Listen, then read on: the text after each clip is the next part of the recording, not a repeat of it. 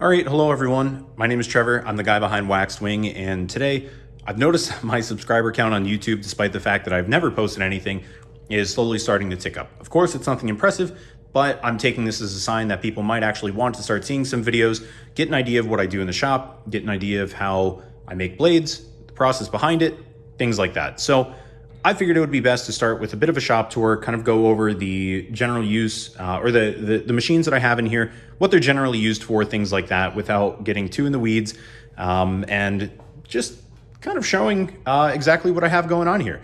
So starting out in kind of the boring area, I have my even heat kiln, my Tumblebee rock tumbler, my very high-tech toaster oven, and inside here I have my KME sharpening system, because I do sharpen all of my blades at the end with diamond stones by hand using one of their guided rod systems. And to start with this guy here, I've had this machine for a very long time at this point. I would say that, gosh, this thing might be getting close to a decade old at this point. But this is what I started using when I made the transition from stainless steels made the transition from carbon steels to stainless steels. I'm sure that there are some that you could probably get away, because I know I've seen videos of people forging stainless steels, but generally speaking, as far as heat treating goes, especially if you're going to be doing air cooling stainless steels, it's ideal to have an electric kiln. This is simply a 120 volt, and I believe it's 16 inches deep. But for me, I do wish that I had one that was a little bit smaller, given the fact that most of my blades are sub 7 inches. But on the rare occasion that I do make something larger, it is quite helpful to have that little bit of extra depth. The rock tumbler up here, all this guy's used for is to clean things up post heat treat. I try to do a nice matte finish on the flats, and that guy tumbling around with some ceramic stones, very teeny tiny ones on the inside, really helps keep things clean. This guy, my toaster oven, just heats up my Kydex, which then goes into my Kydex press.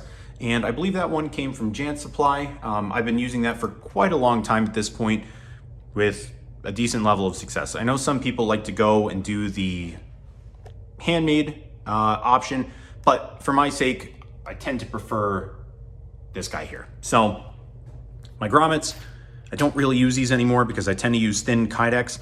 My lighters for forming the thumb ramp at the end, my cutting mat, my arbor press, and then of course my stones that are in there. All of my Kydex and boring stuff is down in there, but pretty much everything on this rack here pertains to heat treating or finishing of some kind. Of course, this is my cryogenic stuff that I use as well. Unfortunately, I live in an area where liquid nitrogen is not accessible, so I kind of do the alternative, which is with the dry ice and acetone, or kerosene and acetone.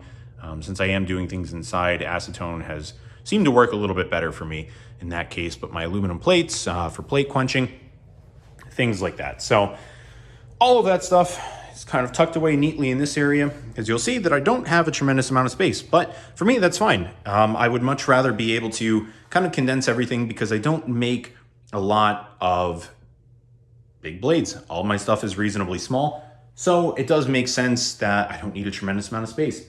So just to kind of give a quick walkthrough of the shop first, I'll pan around here. You kind of see exactly what I have going on.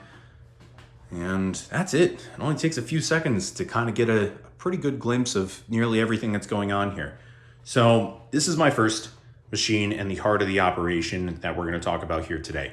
Of course, outside, at the very least, inside the shop. So this machine is an Ameribraid 2x72 belt grinder with, I believe, a 2 horsepower motor, variable speed, with a lot of neat little goodies that are attached to this. Of course, you have the variable speed control there.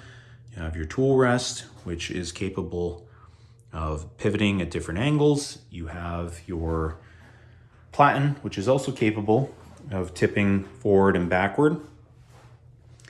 And all of these things, you'll notice, can be removed. So you can swap out your flat platen for a large wheel.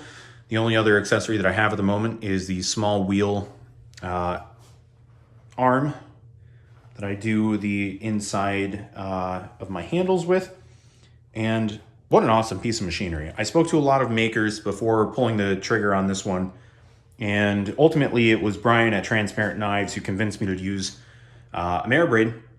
And so I'm very impressed with his work, and I always have been. So I figured, well, if he's capable of producing those kinds of grinds on that machine, not to say that the machine is what determines the quality of your grinds, but it certainly does help. So I ultimately went with this guy, and I have not had a single ounce of regrets. The only thing that I would change is my hands are very frequently wet when working when grinding the bevels, because of course, you're cooling the blade off. It would be nice if this knurling was a little bit more aggressive, because sometimes it could be a little bit more slippery, but that is my only complaint about this entire machine. It's absolutely fantastic, and I would highly recommend it to anyone who's looking to make a little bit more of a heavy purchase or a greater leap in the world of knife making.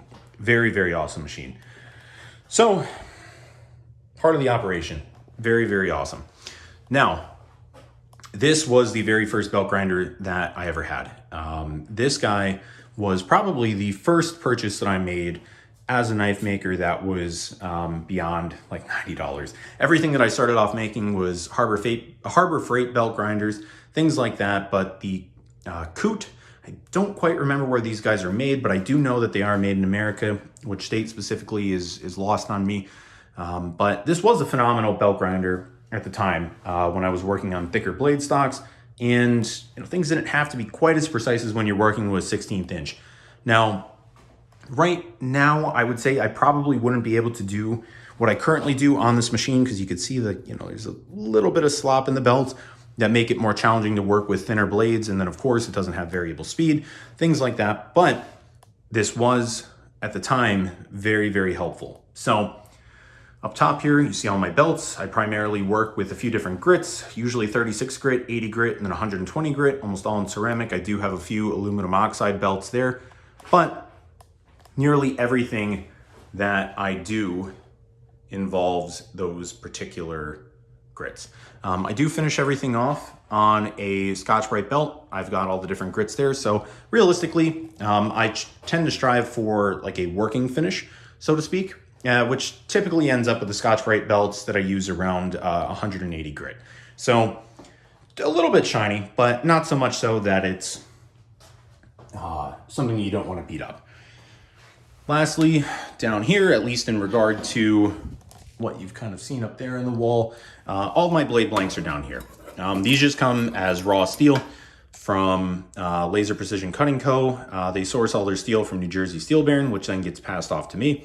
And they make the blanks. Not to say that those they're not challenging to make, but they are time consuming to make. So for me as a maker who's trying to produce more blades and trying to produce more blades consistently, it's a lot easier to get things laser cut than to do everything entirely by hand. But this is the only part of the process that I do outsource. Everything else is done in shop. I grind the bevels, I heat treat, make the sheaths, make the handles, sharpen, all that good stuff. So I've got a few models like that, like the Nymphs, Chitons, and the Zephyr. Everything else I do by hand with these blade blanks that are kind of like what I would call like half finished.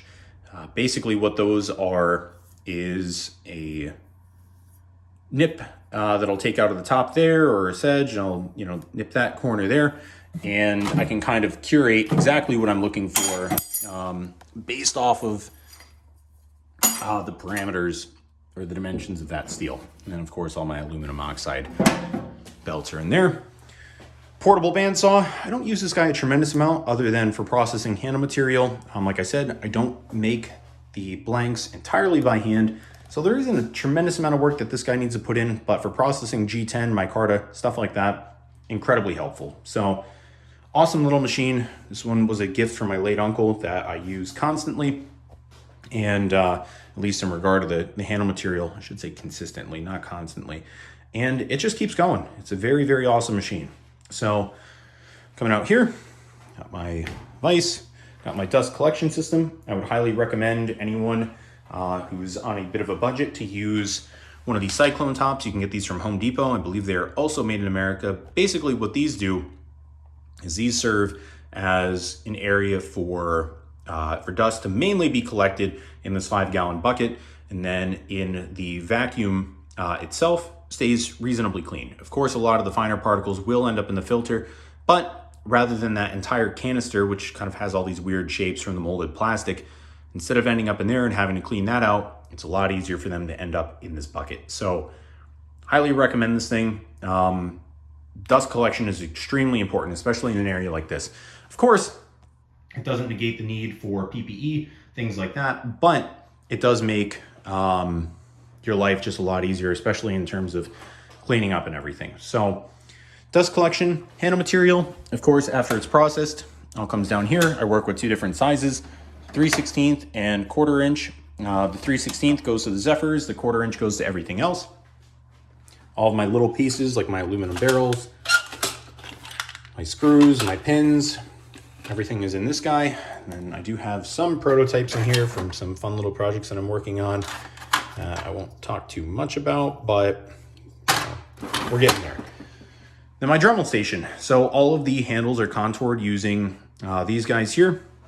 That is the only purpose that they serve. I mean, occasionally I'll knock off burrs, things like that, but unless I'm doing the handle contouring, 90% of any sort of abrasive work is being done with this. And then of course my handles are contoured simply with these little 80 grit sanding drums. And actively running the vacuum while I'm doing that. You know, as far as PPE goes, you've got your ear protection, your eye protection, and then your respirator. Your respirators are incredibly important. Please keep your lungs safe, especially if you're working with synthetics. Everything else on this wall is pretty basic.